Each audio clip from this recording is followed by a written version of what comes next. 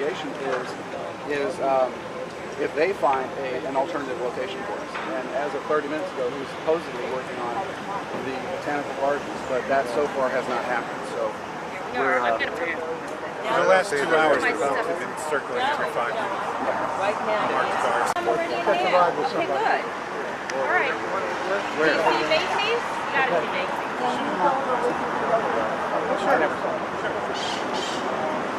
Not yet? Okay. Just don't stop at Macy's, right? What cross street are you? North or Meridian and Bill, good morning. Good morning. I understand you've had a few words with the police officers behind you across the street. Would you mind telling me what transpired during that conversation? Yes, I came over here to hear the press conference. I was talking to the security guard at the War Memorial. He couldn't have been nicer. I asked him where it was, and he said he didn't know anything about it, had no problem with my standing there and waiting. Then an undercover Miami Beach police officer came over and asked me who I was, and I asked him who he was, and he said, "What am I there for?" And I said I was looking for information on the press conference that was going to be held, and he said it was private property, I had to get off of it right away. I said, "Why? I'm just a single person standing at the War Memorial. May I not stand here?" And he said, "If I have to tell you to leave one more time, I'm going to arrest you. You have to leave now." So I did. And what is your reason for being here today? I wanted to hear the sex offenders' presentation. They're doing a media event, and I wanted to hear their position on whatever issues they feel are important to talk about. And who are you and what is your position? I'm a clinical and forensic psychologist in Miami, and I treat and evaluate sex offenders for the courts, for private attorneys, for individuals, for many different criminal and civil issues. I also am the president of the American Justice Foundation, which is an organization that's concerned with justice within America, particularly concerned with all the laws that are recently being passed that don't make the public safer, but are really very vindictive towards sex offenders.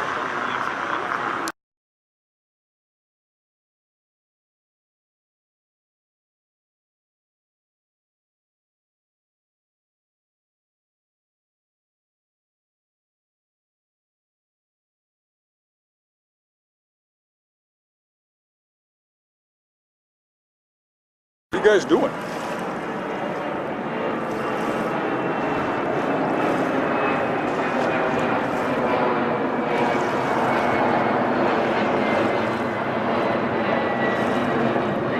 Miami? Yeah. We're here for protests. Where you gonna protest at? Actually, over at Holocaust Memorial. We were going to have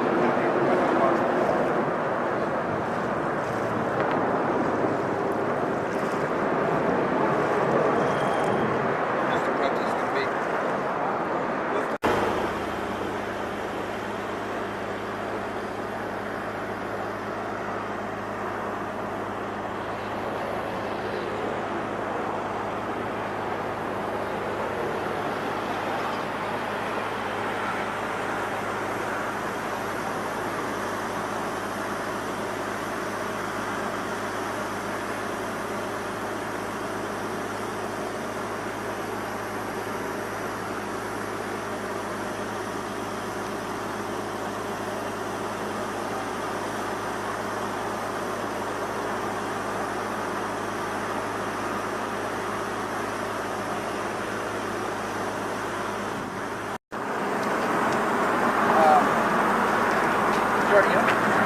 I'm just catching some background footage, which I'll do an override audio overview.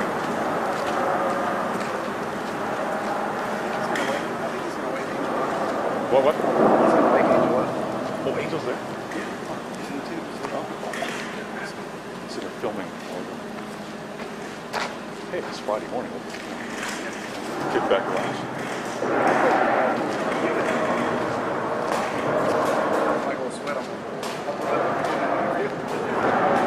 That's gritty. You're gonna have grit. Kittens, they are so clean, so healthy, and she's such a good mother. I learn from the animals, and I'd rather to take care of animals and not human beings, because animals, they tell you how much they love you, how they thank you just for you to take care of them, you know? Right. And I see humans that I sometimes go to them and I try to help them to tell them something positive from their life, and they just jump on you and they are so aggressive. That animal, I didn't know it. I met her in here. And she's so confident with me that she stays with me all the time. If I come down, she comes down. If I go up, she goes up. She let me play with her kittens. And she just lay back and let me purr her. You know, it's so beautiful. What I want to do is, you're already rolling, okay? So, first of all, I need to get a disclaimer from you that allows me to use your image on a video. So, state your name. Yeah, my name is Yvette Candelaria. Okay, and may we have your permission to use your image and your words for further broadcast on the internet in terms of video and audio that we'll use later on? Yes, I will do. I will let myself to show all over the world, because what I'm doing is not only for my son, which is my first person in my life, you know, but also for others that have the same problem like my son. Okay. I'm Tom Madison, and today is June 15th. It's about 2:30 here in Miami, and we'll start our recording now. And I wanted to thank you very much for joining us today. And because your son lives under the bridge here in Miami Beach, Florida, I wanted you to describe a little bit what you think about how the rest of our society is treating your son, who is a registered sex offender at the moment. He's under, I guess, parole, and how his life here is unfolding and what you see. Well, at first I can tell you that this is not a life for a person. It is dangerous. It's no security at all, because even they are here, the law does not protect them, because they're exposed to everything, especially to the climate and to the weather of this place, this state. You know, he's used to live on a comfortable way, that he has everything reachable. He got a bathroom, a kitchen, a bedroom, and a roof. And also the whole family taking care of him. When you speak about danger, what dangers happen here? Well, like the other day, the weather, which nobody cares about it. When we called, it was like, no, they already passed, you know. You okay? Already passed. It's not like that. What happened? It is something wrong happened to my son. Who is the one who's going to face that? What do you think about people in our society that pass laws that force people from their homes? I wish I can meet them personally, because I would like to know what kind of heart or what kind of intellectual they have. Because really, the law that they stating here does not make sense. For example, they have a curfew for 10 o'clock at night to 6 o'clock in the morning, when everybody's sleeping. During the day, from 6 o'clock in the morning to 10 o'clock at night, he's free to walk around everywhere. What makes difference? They can let them live in the middle of nowhere, but when he needs to get his personal stuff like food, clothes, he has to go into the city.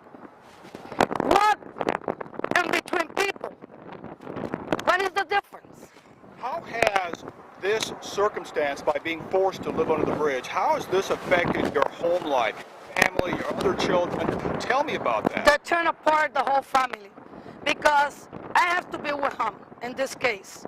I have two other children that I have to give it to my brother. He's the one who's taking care of him.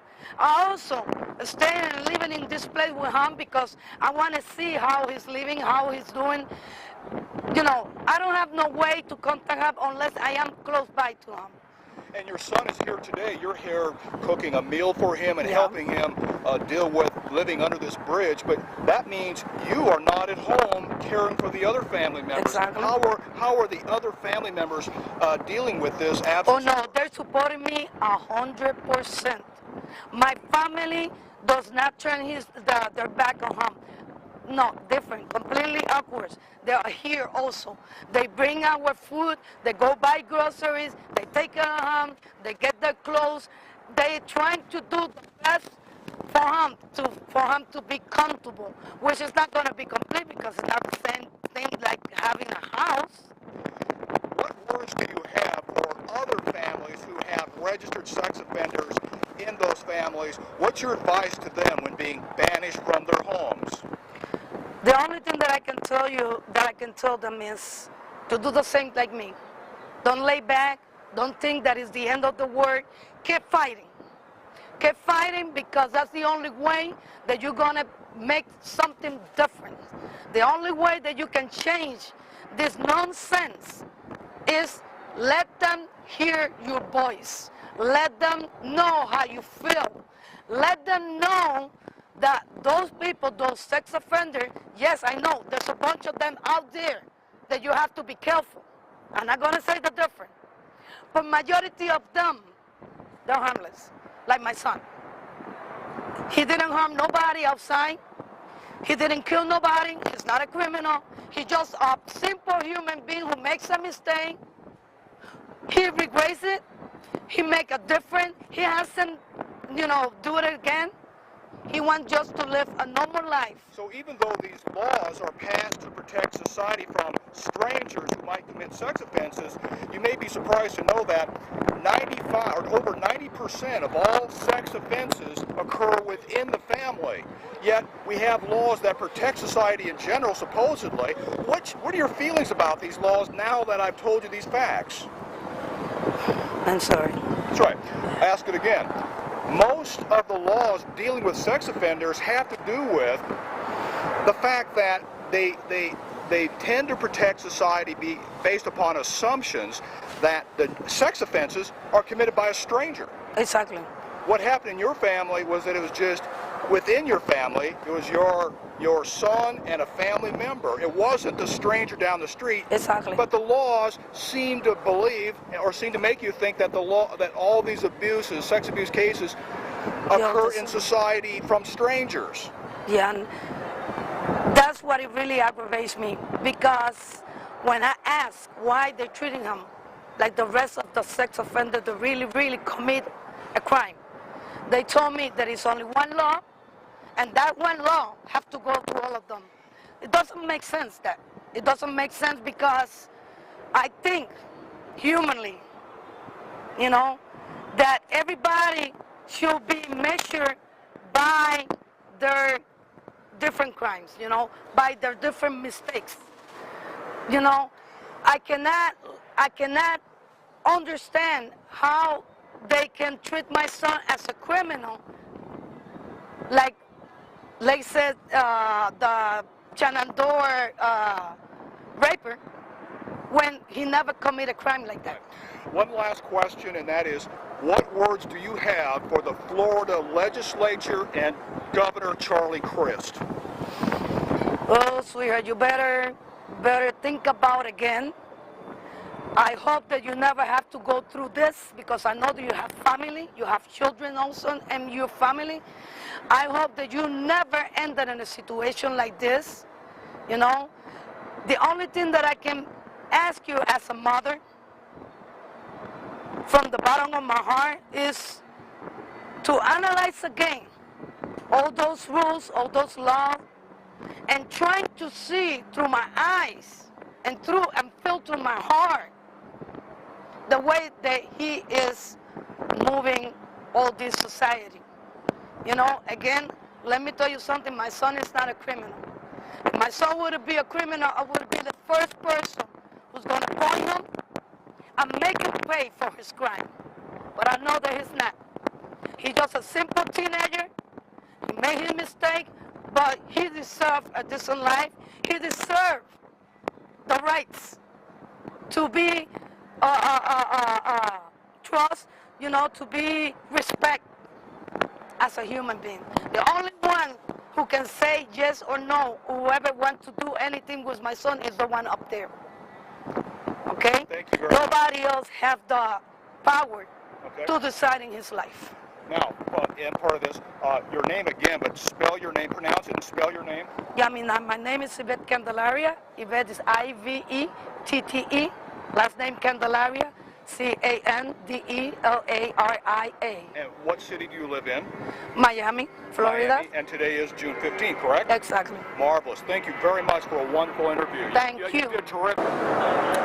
Good afternoon, Bill Samick from here in Miami. Good afternoon. Please tell me a little bit about your practice. I understand that you are a therapist in a particular kind of business. Yes, I'm a clinical and a forensic psychologist. I specialize in sexual abuse, work with offenders, work with victims, work in civil arena, in the criminal arena, in administrative law, work with impaired professionals, work with people who've molested children, work with people that are being released from prison. I do evaluations for the court, both for sentencing purposes and also for civil commitment purposes in Florida called Jimmy Rice commitments. Well, how have all of these laws affected the personal lives of those that you give therapy to, plus their families?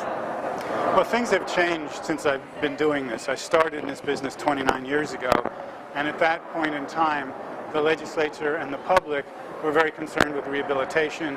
They believed that treatment worked with sex offenders, and they supported it. That has all changed now, and the common belief now is that there is no hope, that there is no help, and that sex offenders are all alike. There is no difference one from another, and they all need to be locked up for as long as possible. Well, how long should they be locked up for? I mean, aren't these dangerous sex offenders really a threat to society? Some of them are. You know, there is a percentage that's small who should be locked up forever. Some of the most dangerous people I've worked with, the system has not locked up. The system is not protecting us.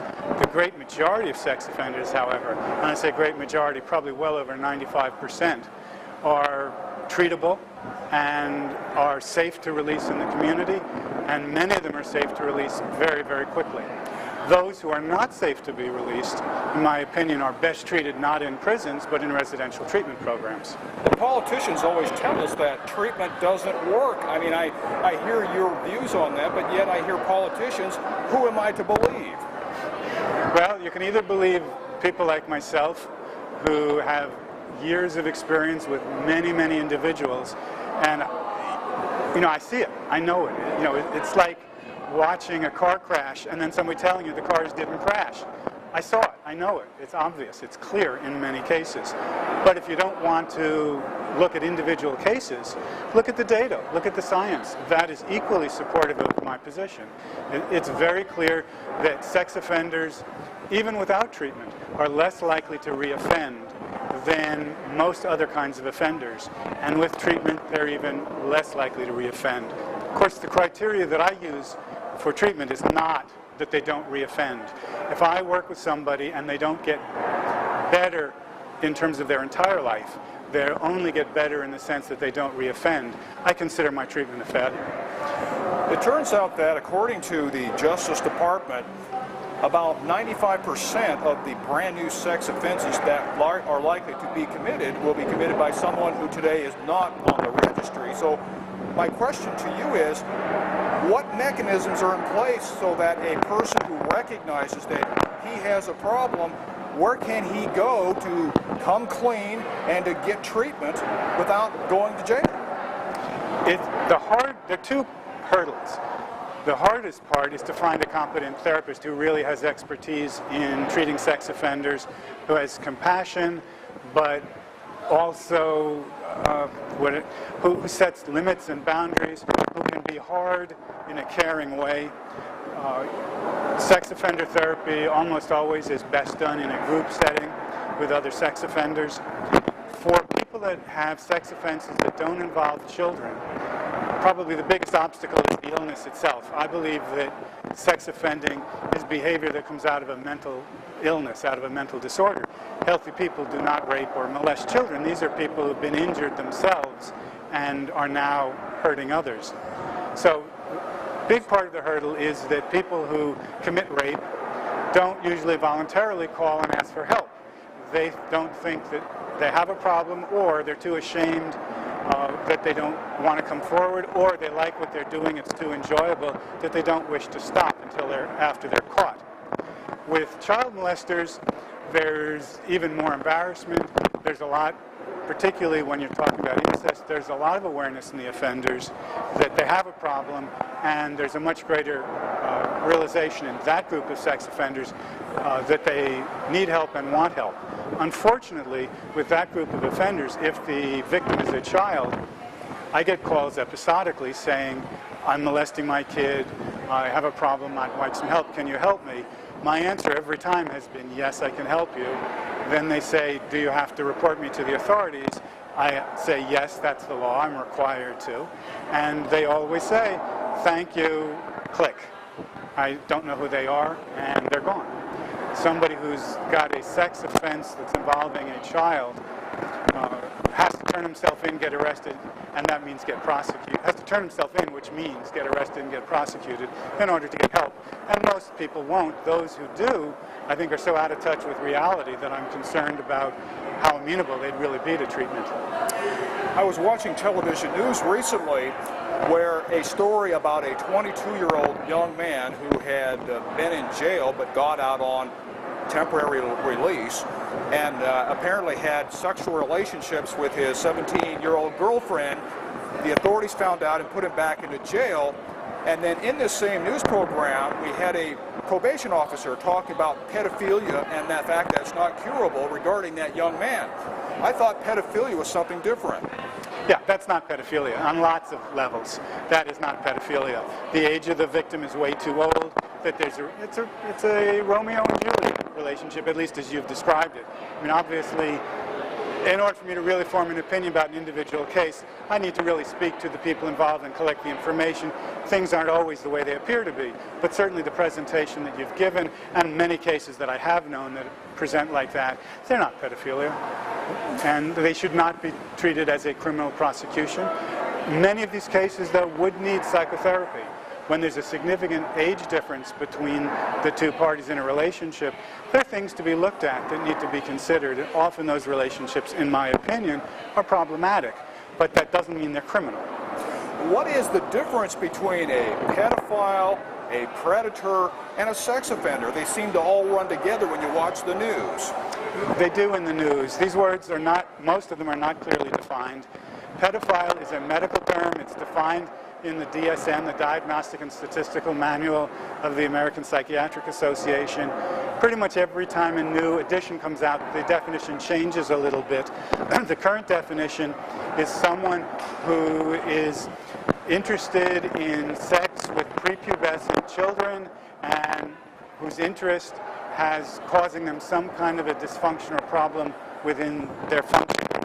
They may have experience with molesting kids, or they may not. They would still meet the criteria. If the child is post-pubescent or pubescent, technically they don't meet the definition, though pretty much everybody calls them pedophiles anyway. Sex offender is a definition that is not medically defined. It is in many states legally defined, but its definition varies from state to state. In most states, the definition is not of the term sex offender. It's mentally disordered sex offender, or repetitive compulsive sex offender, or violent sex offender, or violent sexual predator. There are a lot of different statutory definitions, and they vary law by law, state by state. Within Florida, some of the statutory definitions for some sections of the law differ in their definition of the same term from another section of statute. But according to, again, the news and politicians, the reason we have tough sex offender laws is because 90% of the sex offenders are those pedophiles you just defined. Even 90% of pedophiles who are arrested do not reoffend. The statistics are closer to about 14% of sex offenders, when arrested and followed up after their arrest, do not commit another sex offense. In terms of your business and your... Which, by the way, I'm not saying that I think that that means that 85% of them are healthy and don't need treatment and don't need some intervention. As I said earlier, these people need help, but prison is not help. Incarceration is not help. Probation by itself is not help. They really need a decent treatment program to understand what they're doing, why they're doing it, what's wrong with what they're doing, what other things they're doing that are legal that are equally or more wrong, and then what to do to change their behavior, their thinking, their feeling, and their behaving, so that they no longer engage in abusive behaviors of all sorts. Many of the abusive behaviors are subtle and completely legal. One last question. What does the average Floridian need to know about sex offenders as they are given that information by the news media and the politicians? What should they know about it, and what should they be talking about to their legislators in response to the laws that need changing? First, they need to get more education with respect to who sex offenders actually are. They are not Ted Bundy. Ted Bundy is a sex offender, and there is less than 1% who are Ted Bundys, and they need to be treated differently, probably need a different label. The one label, sex offender, covers such a broad spectrum of people. It would be like calling a robber everyone who shoplifts a stick of gum to someone who breaks into your house and murders you at night, slices you up, and then as he leaves grabs your TV set. I mean, there's a tremendous range of people that fall under the sex offenders label, and we need more labels. First of all, to answer your question, I think that people need to understand that sex offenders, for the most part, are not dangerous. For the most part, the people that they are becoming abusive to are people they know well and are close to. That treatment, individual evaluation and individual treatment, not individual psychotherapy, but individual treatment plans need to be built for each person. Most of them are best treated by diversion. The greatest number of sex offenders are in the shallowest part of the pool. The deep end of the pool, thank God, is relatively rare. We don't do enough to protect ourselves from the deep end, but today what we're really erring on is considering everybody in the shallow end of the pool needing deep end treatment. We're spending a tremendous amount of limited resources investigating, prosecuting, incarcerating sex offenders. This money would be much better spent on educating kids with reading, writing, and arithmetic, as well as educating what I think is the most important education, is educating kids about how to be parents, teaching kids in the high schools and junior high schools about how to parent in a healthy way so that their kids don't grow up and become abusive too. Dr. William Samick, thank you for being with us today. We are now at the end of the video, but I'm going to keep the video running for just a moment. I need your permission to use your words and image. This is our permission to use your voice. And so this is a verbal consent from me to use your video in any way you deem proper. If you make a profit off of it, as long as you use that money for good purposes, I have no problem with that. You have my promise. Today is June 16. It's Saturday. It's in Dade County that we are doing this interview. And again, thank you, Dr. William Samick. My pleasure. Good morning, Mr. Brown. I understand there are some registered sex offenders under the bridge. Thank God they're here and not in town. Tom, we are here in Miami, the home of the beautiful people of America, right? I guess it shouldn't be too shocking that they want to put those that are less attractive underneath a bridge to live like trolls and really show them that they're outcasts to society. And I think that it's a sad atrocity, and it's a sad level that we've reached in America when we force people to live under trees and bridges as their registered residences, all in the name of public safety. It's the biggest oxymoron I can even imagine. And here we are in the land of coconuts and beautiful people, and it's amazing to have this $1 million view from under the bridge, but really, does this do anything to protect society, or is it actually counterproductive to that goal? Well, I hate to spoil your argument, but the politicians, everyone I talk to, says it's a good thing we have these laws because they do protect society from those that are very likely to commit the next sex crime. I mean, doesn't that seem reasonable? Well, it does when you say you're talking to politicians, Tom. But politicians have a political gain, and in many cases probably a financial gain as well. And I think if you really talk to the the experts, which is the people that we really should be paying attention to, these experts on child sexual abuse, are telling us just the exact opposite of that, that these laws are actually counterproductive to child and public safety. Dr. Jill Levinson, Dr. Fred Berlin, Dr. Richard Kruger. I mean, these are just a few of the many. Dr. Cotter. Why are we ignoring these experts who say that that forcing somebody to live under a bridge actually makes them more of a threat to society than allowing them to live a normal, healthy, productive life within our community? You know, one of the things that they teach in sex offender treatment programs is that isolation is a dangerous thing. And yet here we have county officials, government officials forcing people to live in isolation underneath a bridge. That obviously is not healthy.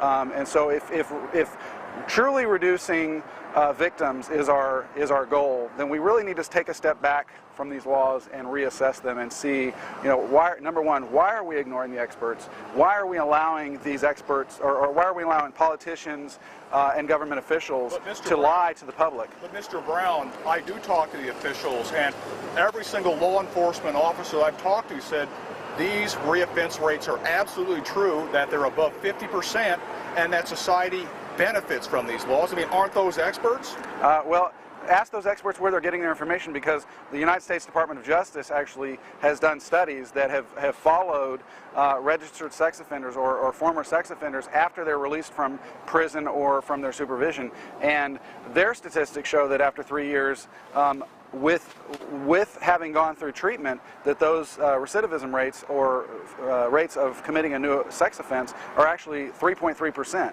which is a far cry from what the general public is told, which is upwards of 50 to 95%, I've heard. Well, Mr. Brown, you know, the fact that you are a registered sex offender and you're here in Florida, I mean, shouldn't we even worry about your being here? I mean, after all, I get kind of nervous when I hear that a sex offender is actually able to travel from state to state. And that's the problem, Tom. You know, most of our society is nervous because of this hype and hysteria and this myth-truths that they have been told by our government officials, by our politicians, and it has created this hysteria around this entire class of people, many of whom are not guilty of heinous crimes, many of whom are guilty of minor offenses that either were, I won't say victimless crimes, because I don't think there is such thing as a victimless crime. I think any crime has a victim, but when you consider an exposure or a urination in public or a solicitation, these crimes that actually didn't have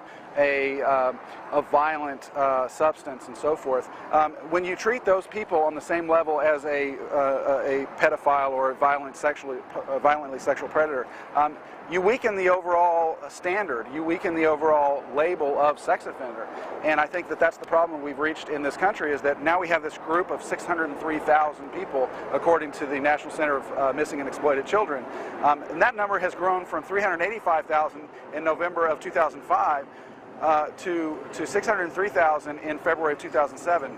How can that be? How can there actually be a 40% increase? Well, there's a lot of that the public just doesn't know. For example, many states actually list on their registry people who are actually in prison or people who have moved out of state.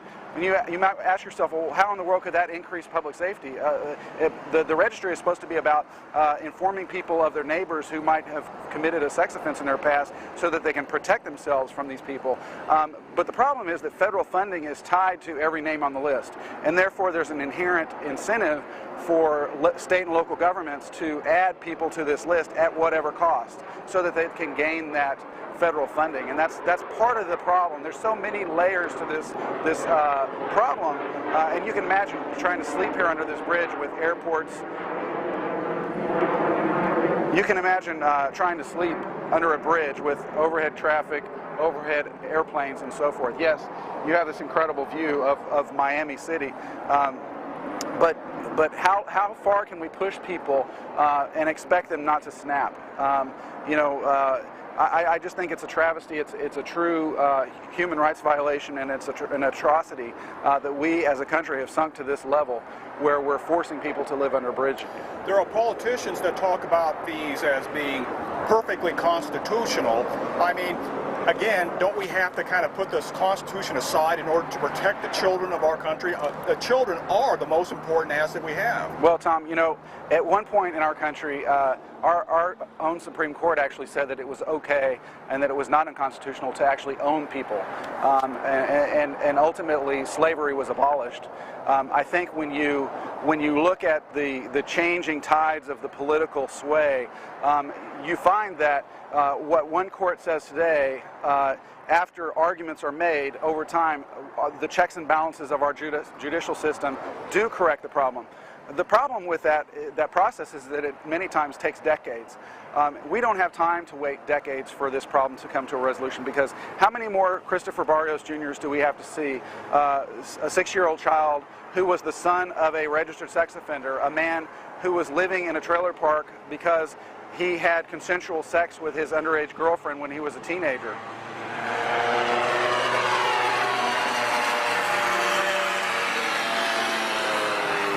I think I was going to get bombed there. Christopher Barrios Jr., who was a 6-year-old son of a registered sex offender who had consensual sex with his underage girlfriend, was forced to live in a trailer park because of residency restrictions in Georgia. Also living across the street from the Barrios family was the Edenfield family, who was forced to move from their stable home of some 20 to 30 years and uproot that stability and move into this trailer home as well. And after doing so, they were told again that they were in violation, that George Edenfield, the 32-year-old registered sex offender, who his only crime, not to minimize a crime, but you know, he didn't brutally molest somebody or anything like that. He dry humped on 2 boys. He served 10 years on probation. He was living a relatively stable life.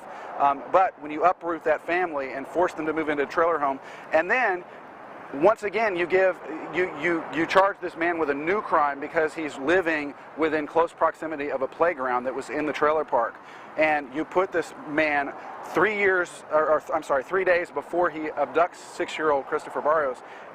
He's sentenced to another 10 years of probation for a violation of the residency restrictions. I'm sorry. When I made the decision to come to Miami to protest this inhumane treatment of American citizens, I did so because I was tired of just sitting by and writing about these atrocities. I think it's time to take action. I think it's wonderful the way that we've generated enough support from within our community to actually be able to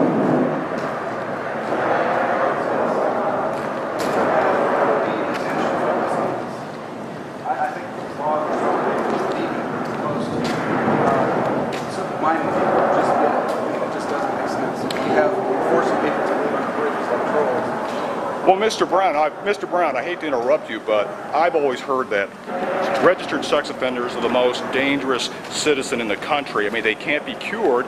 Don't you think that keeping these so-called animals out of the way where the public can be safe? Well, absolutely. That's what you've heard, and that's the problem, Tom, is that you know, most people hear all this misinformation and they create their opinions based on this misinformation rather than the truth. And that's really what we're here in Miami to point out.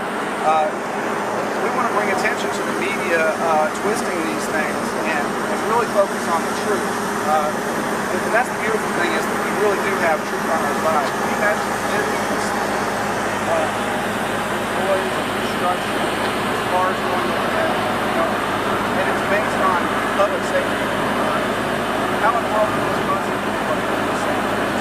Well, Mr. Brown, I hate to interrupt you, but the statistics that politicians talk about are very different than what you talk about. I mean, I can't believe that politicians are putting out information that would be inaccurate like that. It's scary, isn't it? I mean, why in the world is the general public just eating up these lies that are being told to them?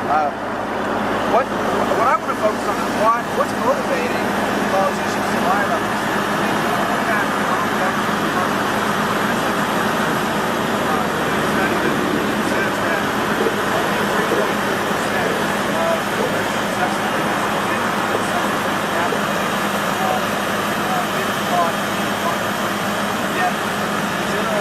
Population actually believes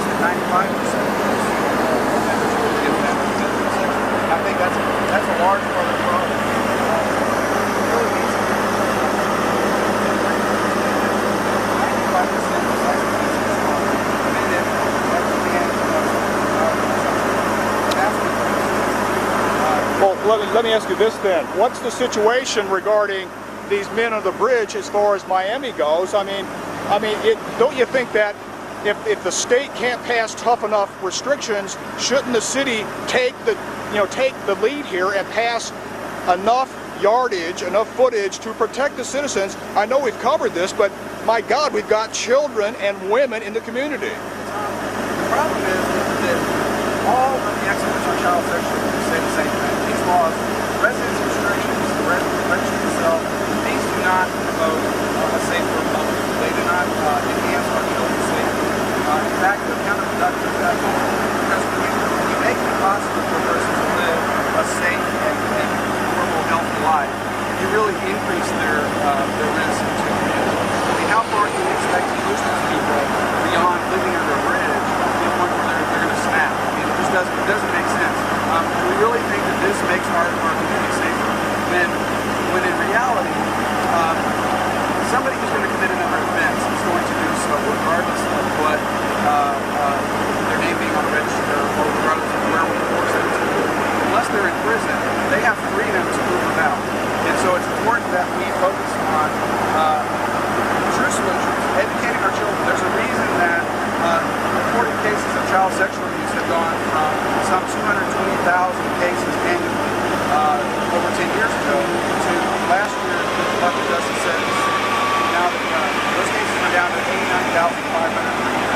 And the reason for that is because we've been educating our children with programs like Good Touch, Bad Touch that teach our children how to identify inappropriate behavior, and they teach them what to do when inappropriate behavior occurs.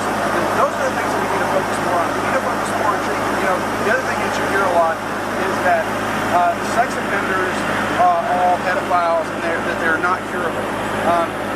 Sex offender treatment programs are very effective. In fact, again, going back to our government statistics, they show that those treatment programs actually reduce recidivism rates by over 1/2. And that's huge. I mean, it's a far distance from what the general population believes, and that's that there is no cure, there is no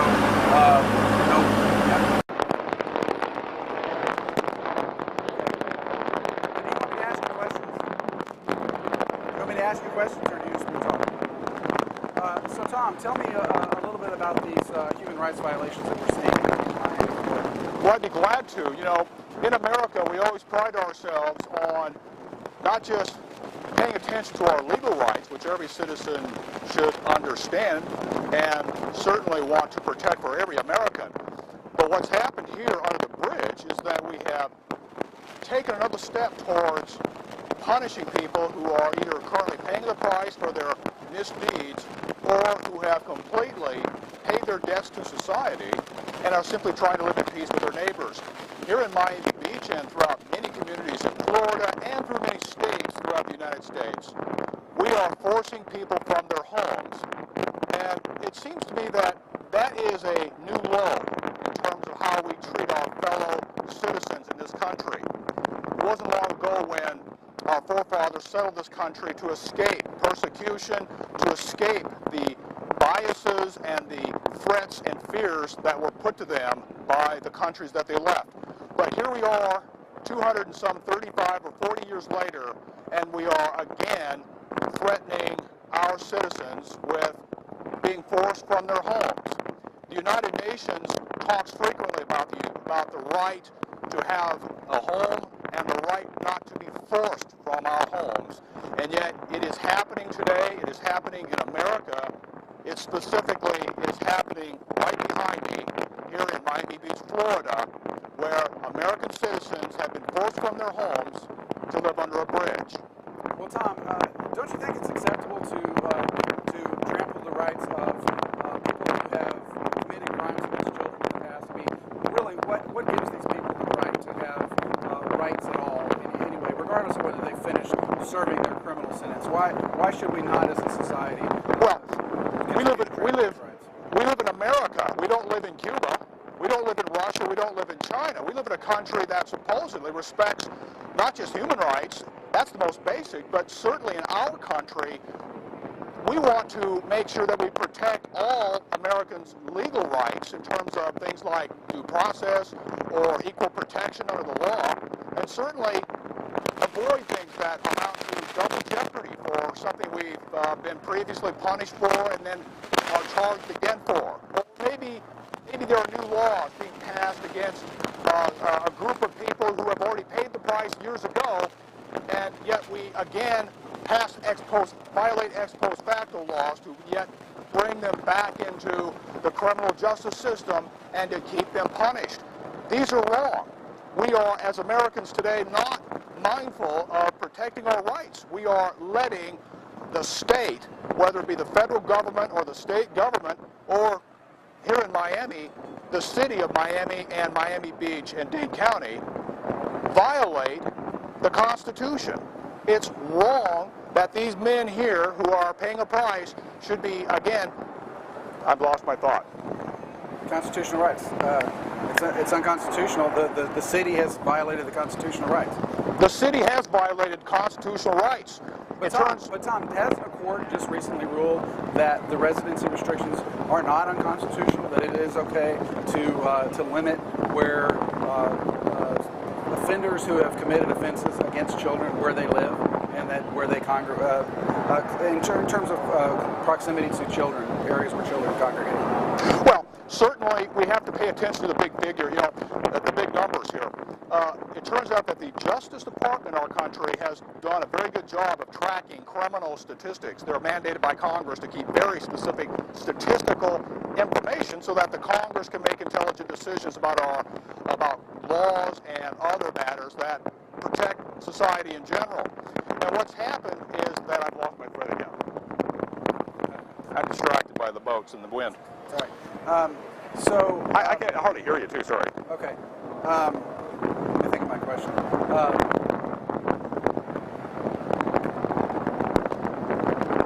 Constitutional rights violation. So Tom, you're here in protest of the residency restrictions. Is that really the thrust of your argument, or are there other issues that you're opposed to as well? Well, absolutely. The primary reason that I took the time out of my life in Oregon to visit Florida and to come here for this protest is to tell every American citizen the truth that they're not getting through the media, and certainly not the politicians, getting the truth about registered sex offenders. Now you might ask, well, what are those truths? And those truths start out with the statistics we get from the Justice Department, which shows us that, as an example, 95% of all of the expected new sex offenses to happen in this country will not come from the group that you would first think to be responsible for those new expected sex offenses. And that would be citizens like you at home. You at home who have no sexual convictions on your records. Your group is more likely to commit a sex crime than someone in my group, someone who has committed a sex crime, some kind of sex crime in the past. Interesting.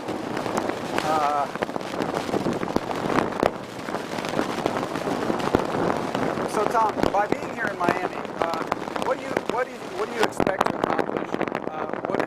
What type of steps are you taking to get the word out while you're here?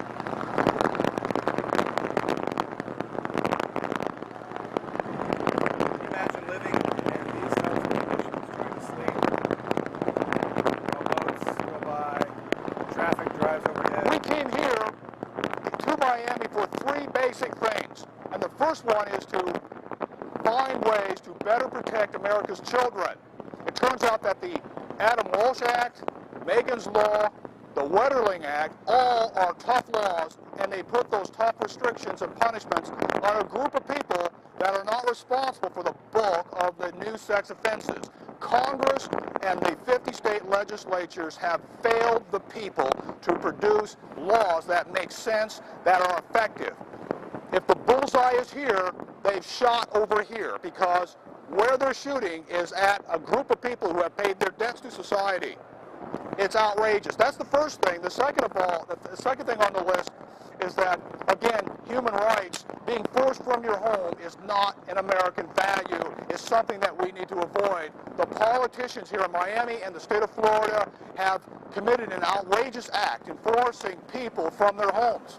we have got to put a stop to that. Hopefully, in our conference these 3 days here in Miami, we'll have a chance to make a difference, to communicate our views, not just to the American people, but to the politicians and to the media, which refuses to tell the American people the truth regarding registered sex offenders.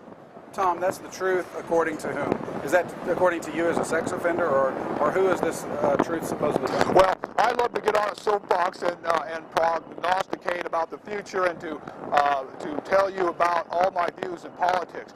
But when it comes to this sensitive topic, and because I'm a registered sex offender who lives in Oregon, visiting here in Florida today, I can tell you that the facts I get come from the Justice Department. They have a Bureau of Statistics that keeps track of things like the following. You've always heard something about, you hear politicians talk about the high reoffense rates of registered sex offenders. And it turns out that they are liars. What are the facts? Well, it turns out the reoffense rates, which all of these laws I mentioned a minute ago are based upon, are actually not high. They're not medium high. They're not even low. The reoffense rates are very low as compared to other criminal categories, such as robbery, burglary, drug crimes. All those kind of crimes have recidivism rates or reoffense rates that are at 50, 60, and 70% compared to, get this, 3.5%. I mean, there's a huge difference between the two, and yet it's our group that gets all of the new punishment laws passed by legislatures like what happens in Tallahassee and also the other 49 states in our Congress in Washington, D.C. So, Tom, tell me, what would motivate a politician to lie to their constituents about these facts? It just simply does not, it defies logic. Why would they do that? Well, it doesn't defy logic if you understand how politicians think. It turns out that politicians, like any other person who wants to either keep their job or to excel at it, is to take the facts and bend them in a way that makes you get reelected or to keep your job. And politicians are human beings who are susceptible to those same principles. After all, they are human beings too. So if you can take information and twist it to your advantage, for example, take a study that may leave out some of the fine print and use that to attack your enemy, in this case maybe registered sex offenders, you end up with people in the media who pick up on that and disseminate that false information to the public where they aren't being challenged on those facts. Do politicians have motive to want to take the facts and twist them? Of course. They're in the business of getting reelected. It's understandable. Well, Tom, you're saying that some of the experts say that these laws are counterproductive. Who might those experts be? Who are the experts? That are saying that these laws are counterproductive to public safety? Well, certainly all of those experts are people who are sex offender treatment providers in the first place. And these are the people, not necessarily just the state-mandated therapy providers, which are, by the way, bought and paid for by the state. But I'm talking about the independent sex therapists who have looked at the landscape of registered sex offenders, their lives, their circumstances, and because there are so many people on the registry for so many different offenses, they do speak up and they do give expert testimony. The problem is they're not listened to because politicians prefer to hear the hysteria and the fear, which is where the votes are. Politicians are like a flag and they flap in the breeze of public opinion. So who are some of these experts? Are these just people that live on Absolutely. Well, right here in Miami, we have Jill Levinson. Here, elsewhere in Florida, we have Richard Kruger. There is a Dr. Cotter. There is a Fred Berlin, Dr. Fred Berlin.